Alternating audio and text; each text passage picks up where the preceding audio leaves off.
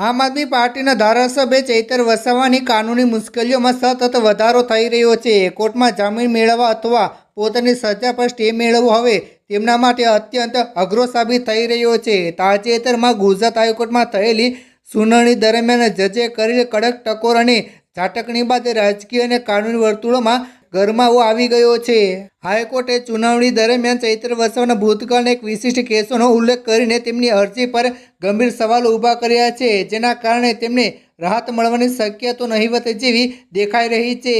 હાઈકોર્ટમાં થયેલી સુનાવણી દરમિયાન જજે સ્પષ્ટપણે ટકોર કરી હતી કે ચૈતર વસાવાને આ પહેલાં પણ કોર્ટ દ્વારા અનેક કેસમાં પ્રોહિબિશન આપવામાં આવ્યું હતું. આ ઉપરાંત તેમની સામે અન્ય ઘણા કેસો પણ પેન્ડિંગ છે. જજે સવાલ ઉઠાવ્યો હતો કે કોર્ટ દ્વારા સુધારવાની તક આપવા છતાં જો કોઈ વ્યક્તિ ફરીથી આવા ગુનાહિત કૃત્યો આચરે છે તો પછી કોર્ટે તેને રાહત આપતા પહેલા ગંભીરતાથી વિચારવું પડે છે.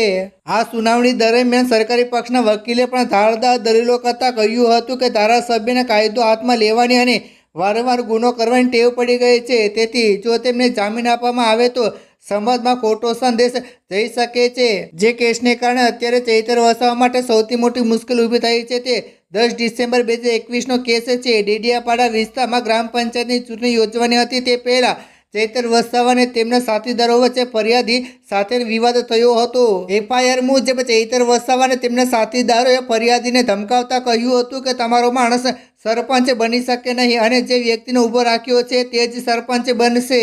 આ બોલાચાલી બાદ વિવાદ ઉગ્ર બન્યો હતો અને ત્યાં સળગી રહેલા તાપણામાંથી લાકડું ઉઠાવીને ફરિયાદીને મારવામાં આવ્યો હતો. તેમનો મોબાઈલ ફોન ઝૂંટવી લેવાયો હતો અને ગળામાંથી સોનાની ચેન પણ ખેંચી લેવામાં આવી હતી. આ ઘટના અંગે ડેડિયાપાડા પોલીસ સ્ટેશનમાં મારામારી, ધમકી અને લૂંટ જેવી ગંભીર કલમો હેઠળ ગુનો નોંધાયો હતો.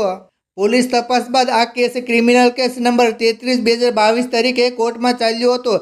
તમામ સાક્ષીઓને મેડિકલ પુરાવાઓને ધ્યાનમાં લીધા બાદ કોર્ટે ચૈતર વસાવાને સીધી જેલની સજા કરવાને બદલે પ્રોહિબિશન પર છોડવાનો નિર્ણય લીધો હતો.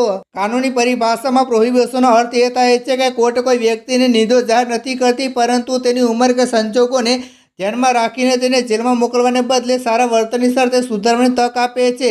જો પ્રોહિબિશન દરમિયાન તે વ્યક્તિ ફરીથી ગુનો કરે છે તો તેને જેલમાં જવું પડે છે.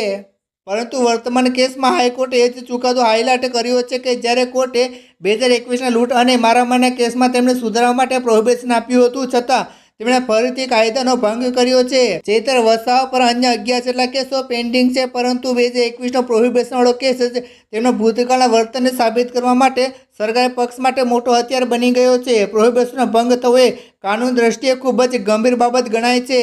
સરકારી વકીલે કોર્ટ સમક્ષ સ્પષ્ટ કર્યું હતું કે આરોપીને વારંવાર રાહત આપવા છતાં તેમના વર્તનમાં કોઈ સુધારો આવ્યો નથી. આ જ કારણ છે કે ચૈતર વસાવાના પોતાના વકીલ પાસે પણ હાઈકોર્ટને આ ટકોર સામે દલીલ કરવા માટે કોઈ મજબૂત પુરાવા નથી રહ્યા.